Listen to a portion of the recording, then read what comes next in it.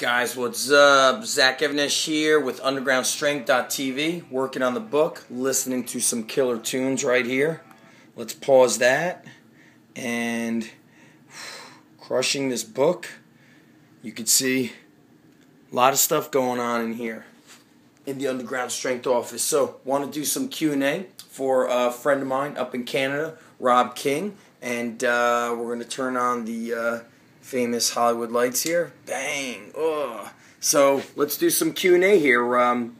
After Elliot Hulse and I put out our business, basically was like this conversations between strength coaches who started with nothing, and we grew our businesses into multiple six-figure businesses, not just from the gym aspect, but from doing a lot of online stuff.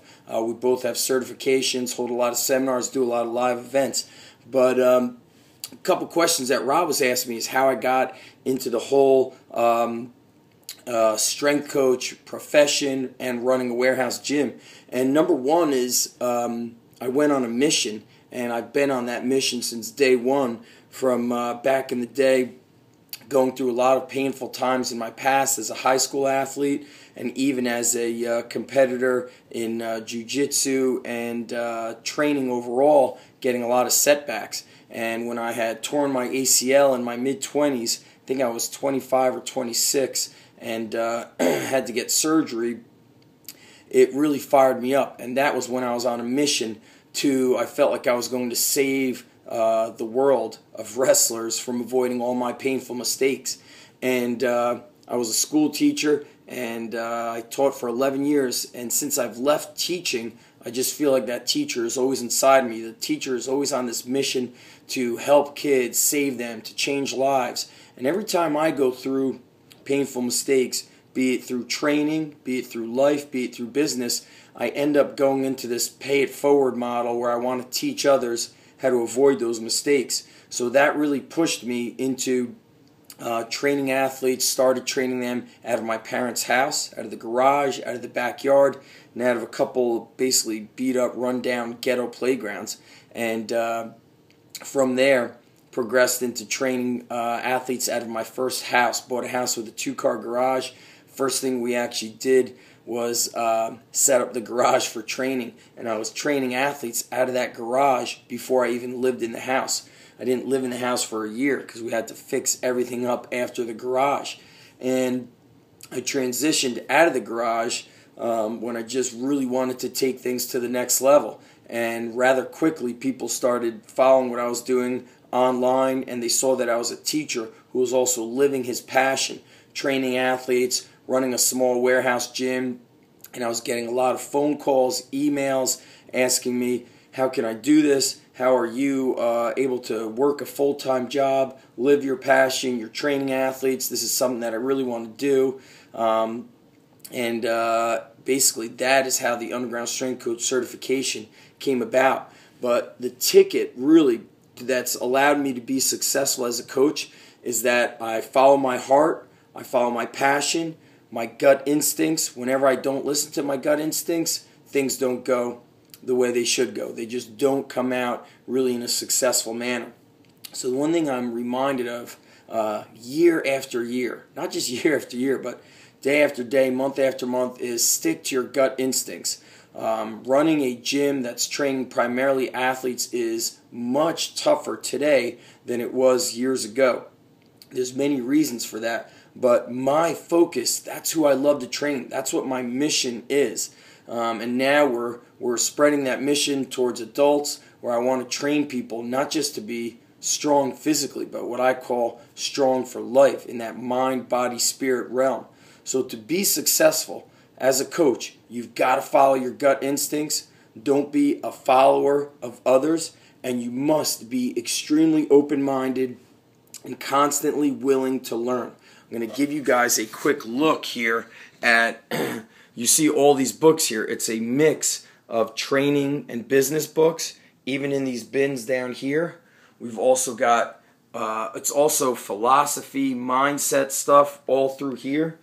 In here is a huge pile of old magazines and books from the 40s, 50s, and 60s. Same thing in here. We've got a lot of old stuff through here. A lot of the old magazines. Many old books dating back over 100 years. Same thing with this tool chest. So you could see I'm just an aggressive learner. And I've kept an open mind. And I think that's what allowed me to become a great coach, to be successful, to not pigeonhole myself and say, I will only learn from these people.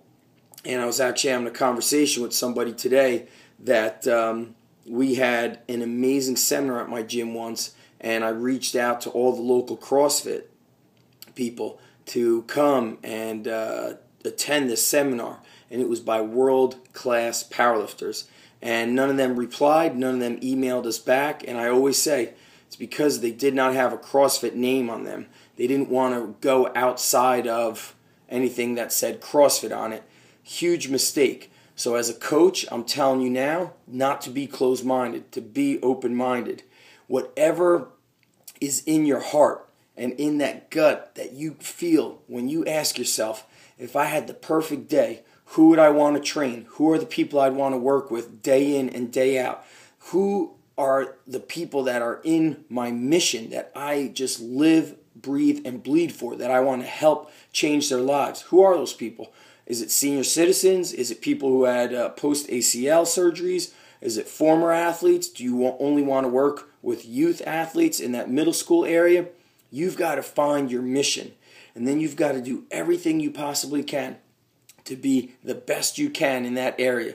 Constantly learning about the training, about the mindset of those people that you want to work with, about what is going to help change their lives.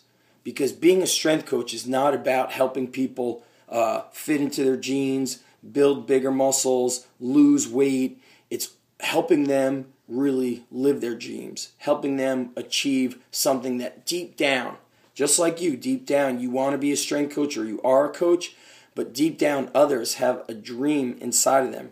They have these huge goals that they want to achieve. It is your job as a coach to get them there. And as you could see, as I showed you in my library, the ticket is that you live this. I mean, you wake up thinking about it, you go to sleep thinking about it. When you start living that way, you will be successful. But if you copy others and pigeonhole yourself and say, oh, I won't go outside of this community, whether you're CrossFit or whether you're all these other different, organizations, you need to be willing to open up and step outside of it and learn. And just like I talk about get comfortable being uncomfortable in your training, it's the same thing in your education. So right now, something that I'm pushing myself to learn is the Olympic lifts, and it's something that I regret not learning earlier. It's an amazing thing. So to be successful as a coach, those of you that are starting, my suggestion, what I always say is live off of nuts and berries. Start small. Start in your garage or start out of the back of your car. Don't buy new equipment, buy used equipment or make your own equipment. Focus on changing lives. And in the beginning, that might be just one person. And as soon as you're training one person, you've got to give that person everything you got to change his or her life. And that one person becomes two. Two people become four.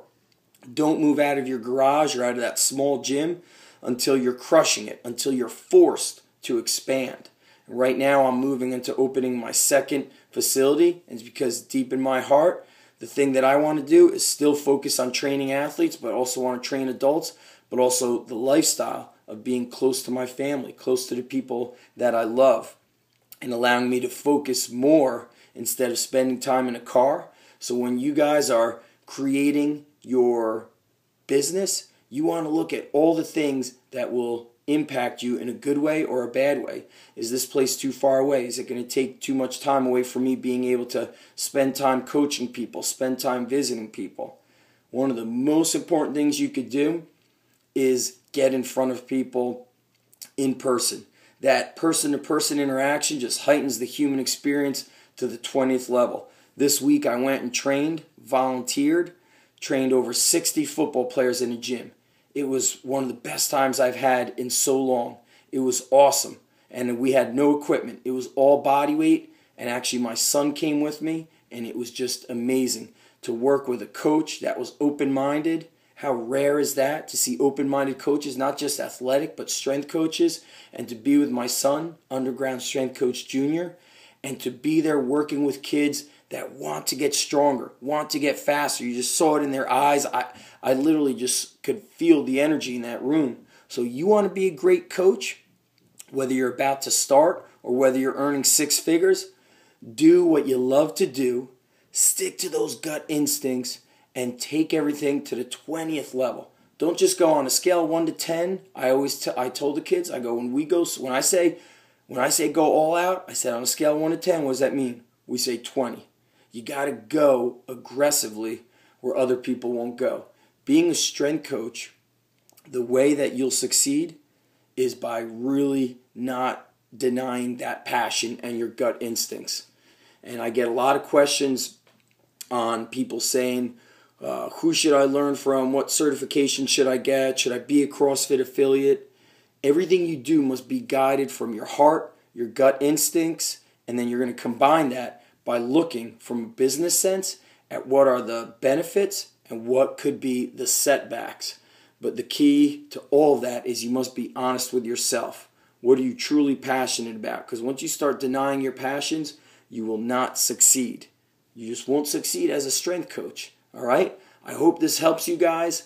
I really never did anything fancy, but one thing that I did do is I always I went right from here, and I believe that's what allowed me to succeed as a coach. Does that mean I never have obstacles, speed bumps, or things that get in the way? Absolutely not. There's definitely been many tough times.